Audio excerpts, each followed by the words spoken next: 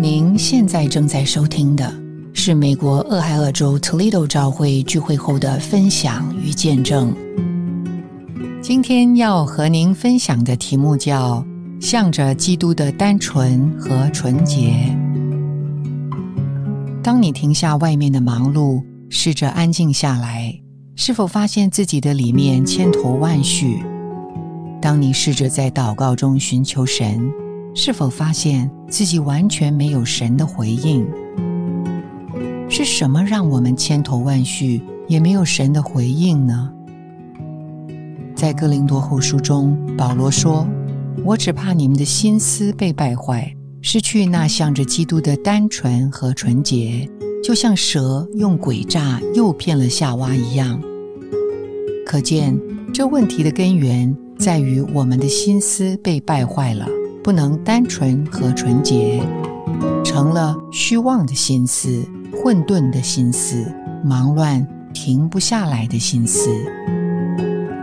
这样的光景其实是从人被造之初，被神的仇敌诱骗堕落后就一直存在着的。当神用地上的尘土造人之后，他将自己这个宝贵的生命之气吹到人的里面，人就成了有灵的活魂。这说出神渴望人能借着灵与魂来接触神，明白神，爱神，拣选神，至终可以代表神，并且彰显神。这个神与人彼此拥有的过程，也正是人活着的意义。然而，神的对头撒旦为着挫败神，抢先进到人的里面。首先攻击的就是人里面的心思，使原本用来明白神、了解神的那个单纯纯洁的心思败坏了，失去了它宝贵的功能，就是经历生命，领略神的丰富。心思被败坏的结果，就是人原本可以接触神的那个灵死了。为此，人付出了极大的代价。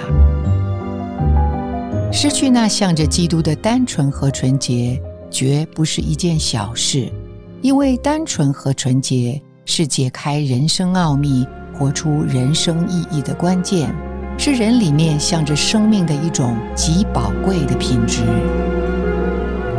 没有它，人没有兴趣认识真理，不能享受生命，也无法拣选生命的道路，就不能活出人活着的意义。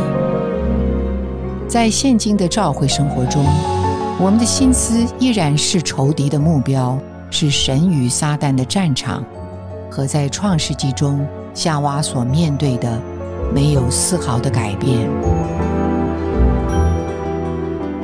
不同于旧约中那个令人沮丧无望的历史，保罗在罗马书中清楚地指出了一条实际的使心思得着更新、不被败坏的得胜的路，就是将心思放在灵上。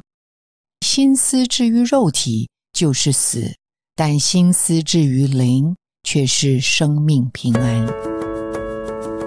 你心里所关心的，就会天天思想所关心的。一个放在灵上的心思，就自动关心神，思念基督和那灵的事物。那个起初的单纯和纯洁，同时要被恢复，自然而然地领会神、爱慕神、拣选神，不向着被仇敌所玷污的肉体，而向着基督而活。我们的心思若是没有向着基督，向着我们的灵，而思念肉体的事，照着肉体而活，无论好坏对错，我们的结局都是死。这就是为什么人会千头万绪而没有神的回应的原因。我们常常谈论操练灵的道理，其实灵是否得操练，取决于我们的心思，取决于我们每天所思想的事，这也要决定我们是否可以向着基督单纯纯洁的生活。